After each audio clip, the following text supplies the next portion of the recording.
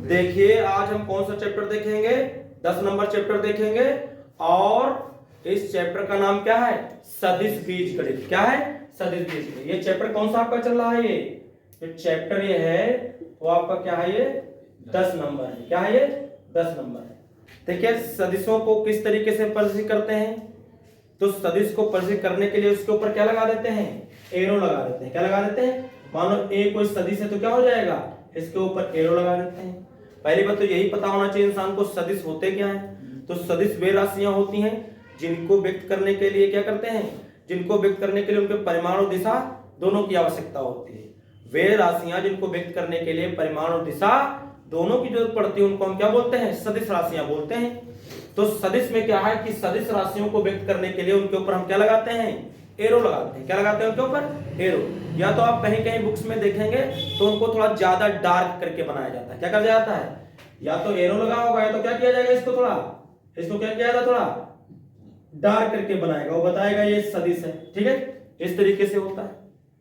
ठीक, अगर जो फिर उसका इसका आता है, सदिश का क्या आता है, मापांक आता है। सदिश का क्या आता है, मापांक, मॉडुलस आता है, या इसको सदिश का परिमाण भी बोलते हैं। क्या बोलते हैं, इसका परिमाण बोलते हैं। सदिश को क्या बोलते हैं, परिमाण बोलते हैं, या सदिश का मापांक बोल सकते हो, सदिश का मॉडुलस बोल सकते हो। तो इसको किससे डिनोट करते हैं हम, इसको मॉड से डिनोट करते हैं। किससे डिनोट करते हैं, मॉड से डिनोट करते हैं। ठीक है, अगर कोई सदिश आपका है इस तरीके से, मान लीजिए कोई सदिश a बराबर आपको दिया है कितना, a1x प्लस b1y और प्लस c1z दिया हुआ है, इस तरीके से दिया हुआ है। तो जब आप इसका मापांक निकालेंगे तो इसमें जो x y z के गुणांक होंगे इनका क्या कर दिया जाता है, इनका स्क्वायर करके रूट ले लिया जाता है। तो वो उसका क्या निकल आया करेगा, मापांक निकल आया करेगा। क्या निकल आएगा, मापांक निकल आया करेगा। ये इसका फार्मूला यूज कर सकते हैं। इसके बाद जो मेन शुरू होंगे वो जो विभिन्न प्रकार के आपके जो वेक्टर होते हैं उनके बारे में हम देखेंगे। जैसे सबसे पहला क्या आता है, एकक सदिश आता है, यूनिट वेक्टर आता है। ये यूनिट वेक्टर क्या होता है, हम इसमें क्या लिख सकते हैं, एकक सदिश क्या होगा, यूनिट वेक्टर क्या होगा, वह सदिश जिसका मापांक कितना आ जाए, एक इकाई आ जाए, वो क्या कहलाता है, आपका एकक सदिश कहलाता है, यूनिट वेक्टर कहलाता है। यूनिट वेक्टर को हम कैसे डिनोट करते हैं, ए के ऊपर कैप लगा देते हैं। अगर ये यूनिट वेक्टर है तो इसके ऊपर क्या लगा देंगे, हम कैप लगा देंगे। और इसको कैसे लिखेंगे, पूरा जो ये वेक्टर था उसको लिखेंगे और इसके मापांक से क्या कर देंगे, इसको डिवाइड कर देंगे।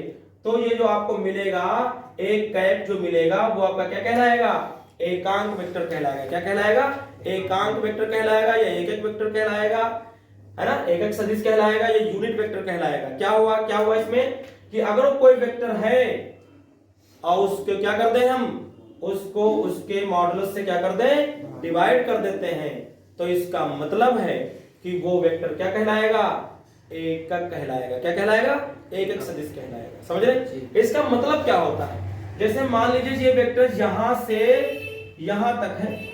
ठीक है, कोई वेक्टर यहां से यहां तक है, पूरा एक, ये देखिए है ना, पूरा एक वेक्टर यहां से यहां तक डिनोट किया गया है। मान लीजिए अगर इसमें मान लीजिए कि ये इसका कदे का परिमाण निकाले तो 5 आया है, इसका परिमाण कितना आया है, 5 आया है। तो इसका मतलब इसके बराबर वाला एकक सदिश क्या होगा, इसके बराबर कितने टुकड़े, इसके 5 टुकड़े। कितने टुकड़े इसके, 5, 1 2 3 4, कितना हो जाएगा, 5। तो ये फिर यहीं तक रहेगा। समझ रहे, ये कोई वेक्टर मान लीजिए और इसका परिमाण मतलब निकाले, इसका परिमाण तो मान लीजिए कितना आ गया, इसका परिमाण 5 आ गया। क्या गया है, 5। तो अगर हम इसको 5 से डिवाइड करोगे पूरे वेक्टर को तो इसका एक हिस्सा कितना, एक हिस्सा मिल जाएगा, नहीं मिल जाएगा, पूरे परिमाण से अगर डिवाइड करते हो तो उसका एक पार्ट मिल जाता है। पूरे पार्ट का कितना हिस्सा मिल जाता है, एक मिल जाता है। इसीलिए इसको बोला जाता है एकक सदिश या एकांक सदिश, या इसी को हम क्या बोलते हैं, यूनिट वेक्टर। समझे, ये बात आपको इसमें याद रखनी है। ये फार्मूला आपको क्या करना है, याद रखना है। ये आपका मॉडुलस वाला, परिमाण वाला भी याद रखना है आपका। ठीक है, इन पर आपको क्वेश्चन इसके ऊपर बनेंगे। ठीक है, 2 नंबर हम क्या देखेंगे, शून्य सदिश देखेंगे। क्या देखेंगे, शून्य सदिश, वह सदिश जिसका परिमाण कितना हो, 0 आ जाए, वो क्या कहलाएगा, शून्य सदिश कहलाएगा। क्या होगा, अगर जो आप ए निकालते हैं, क्या निकालते हैं, ए निकालते हैं, तो इसका परिमाण हमेशा कितना आएगा, जीरो आएगा। अगर इसका परिमाण लेते हैं ए का तो हमेशा क्या आ जाएगा, इसका जीरो। किसी वेक्टर का उसी वेक्टर से जब भी आप निकालोगे उसका परिमाण तो क्या आ जाएगा, जीरो आ जाएगा। ये कोई वेक्टर ए वेक्टर कोई है और इसका कोऑर्डिनेट कितने दिए हैं, x1, y1 और कितना दिया हमें, z1 दिया है।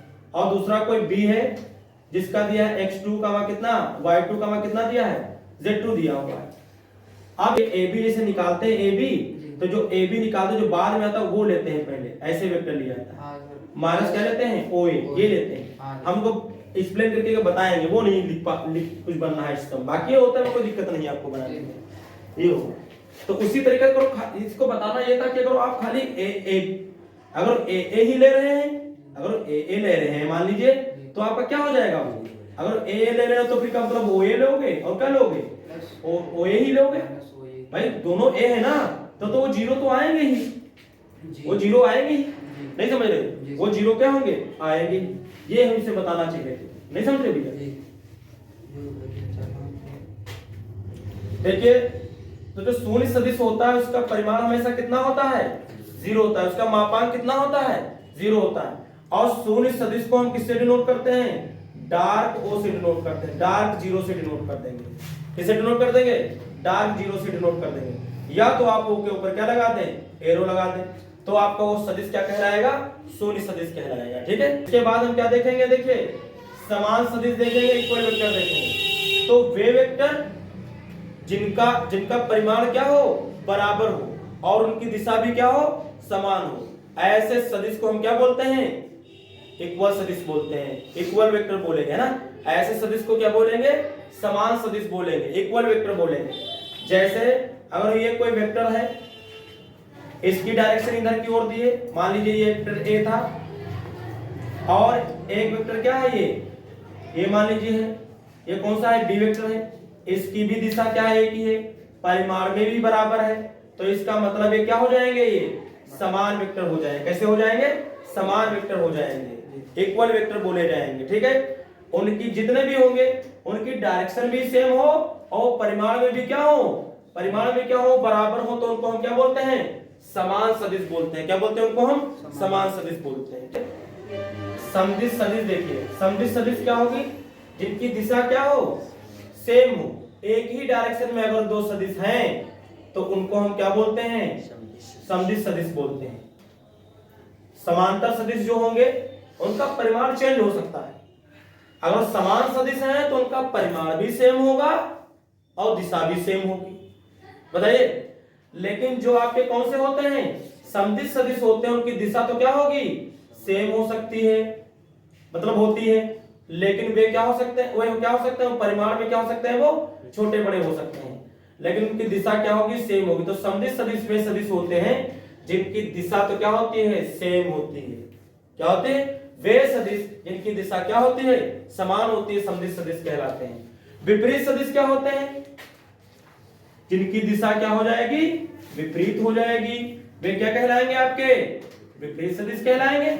अगर उनकी दिशा क्या हो जाएगी, बदल जाएगी, एक की इधर एक की उधर हो जाएगी, तो क्या कहलाएंगे, विपरीत सदिश कहलाएंगे। ठीक है, तो ये बातें आपकी समझ में आ गई होंगी। ठीक है, देखिए ऋण सदिश क्या होता है, ऋण सदिश क्या होता है, अगर कोई सदिश इस तरीके से है, इस तरीके से है, मान लीजिए ए बी है, क्या है ये ए बी, लेकिन हम इसको क्या करते हैं, अगर इसको हम मोड़ करके लिखें तो अगर इसको हम क्या लिखते हैं, ये ए बी है, अगर आप इसको घुमा करके लिखेंगे, डायरेक्शन बदलेंगे, तो ये क्या हो जाएगा, ये बी ए हो जाएगा। क्या हो जाएगा, ये बी हो जाएगा, तब इसकी दिशा क्या हो जाएगी, चेंज हो जाएगी, तो हम इसको क्या बोलते हैं, ऋण सदिश बोलते हैं। अगर उसकी डायरेक्शन इधर की ओर है लेकिन आप इधर की ओर लिख रहे हैं तो उसको किस में लिखेंगे, माइनस में लिखेंगे। समरेखी सदिश होते हैं, वो क्या होते हैं, समरेखी सदिश जो होते हैं वो, जैसे मान लीजिए कोई ये वेक्टर है, एक ये वेक्टर है ए, और फिर दूसरे की चाहे इसी पर हो चाहे अलग से हो, समांतर होना चाहिए, और इस तरीके से ये है, ये वेक्टर है, ये इसके मान लीजिए 3 गुना है, कितने गुना है ये, 3 गुना, तो 3 हम ए लिख सकते हैं, तो ये वेक्टर दोनों क्या हो जाएंगे, समरेखी कहलाएंगे। कैसे कहलाएंगे, समरेखी। समरेखी का मतलब एक ही रेखा में होंगे, बस उसका 2 गुना 3 गुना 4 गुना 5 गुना इस तरीके से हम कह सकते हैं, चाहे इसका कितना हो जाए, m गुना हो जाए या n गुना हो जाए, यानी यहाँ a वेक्टर बराबर आप लिख सकते हैं कितना, m ए लिख सकते हैं। कितना लिख सकते हैं? एम ए लिख सकते हैं। कुछ बात समझ नहीं समझ में आई? यानी ये वाला जो वेक्टर होगा वो इसका कितने हो जाएगा? m गुना इसका होगा, इसका ये कितना हो जाएगा? m गुना हो जाएगा। हो जाएगा कि नहीं हो जाएगा? इस तरीके ऐसे देखोगे तो ये आएगा। तो इस तरीके से जो आते हैं वेक्टर उनको हम क्या बोलते हैं? समरेखी बोलते हैं। जैसे अगर कोई वेक्टर इस तरीके से देगा, ये अगर ये मान लो इस तरीके से वेक्टर देते हैं, यहाँ से हम कहते हैं ये यहाँ से a, यहाँ पर b और यहाँ पास क्या है c, और ये क्या हो जाए मान लो यहाँ d हो जाए। अब आप क्या करेंगे, अगर हमको दिखाना हो, ये मान लो ये AB है आपका, ये आपका क्या हो जाएगा, ये मान लीजिए BC हो गया, और ये आपका क्या हो गया, आपका CD हो गया। आप AB निकालेंगे परिमाण में, BC निकालेंगे और CD का परिमाण निकालेंगे, फिर तीनों को ऐड कर देंगे और उसके बाद डायरेक्ट आप AD या DA का निकालेंगे। अगर सबका योग इसके योग के बराबर आएगा तो हम कहेंगे वेक्टर क्या है? समरेखी है। कैसे है? समरेखी। समरेखी का मतलब एक ही रेखा में हो और उसके 2 गुना 3 गुना 4 गुना 5 गुना 6 गुना ऐसे अगर आ रहे हैं तो वो समरेखी वेक्टर कहलाते हैं। इसके बाद हम स्थिति सदिश देखेंगे। स्थिति सदिश आपका क्या होता है? मान लीजिए मूल बिंदु के सापेक्ष दो वेक्टर ए और कौन से वेक्टर है? मान लीजिए बी वेक्टर है। दो वेक्टर ए और बी किसके सापेक्ष हैं? मूल बिंदु के सापेक्ष करो हैं। तो आप इनको कैसे निकालेंगे? आप निकालेंगे स्थिति सदिश AB का। अगर AB का हम स्थिति सदिश बोले तो AB का स्थिति कैसे निकालोगे? OB में से क्या कर दोगे? क्या कर दोगे? OB में से क्या कर दोगे? OA क्या कर दोगे? माइनस कर दोगे। OB वेक्टर में से OA माइनस वेक्टर क्या कर देंगे? माइनस कर देंगे। ये क्या इसको लिखते हैं? इसको हम लिखते हैं B का स्थिति सदिश माइनस वेक्टर A का स्थिति सदिश, ये लिखा जाता है। इसका मतलब होता है AB का मतलब होता है मूल बिंदु के सापेक्ष B का स्थिति सदिश और मूल बिंदु के सापेक्ष O का स्थिति सदिश। अगर ये घुमा दे, अगर आपको ये B और क्या लिख दे? A लिख दे, तो हम यहाँ लिखेंगे OA और क्या लिखेंगे माइनस का? OB। ये आप लिखोगे। यहाँ देखोगे जो बैक में लिखा होगा उसको पहले लेना है और पहले वाले को क्या लेना है? आपको बाद में लेना है। और आप इस तरीके से स्थिति सदिश को क्या कर सकते हैं? निकाल सकते हैं।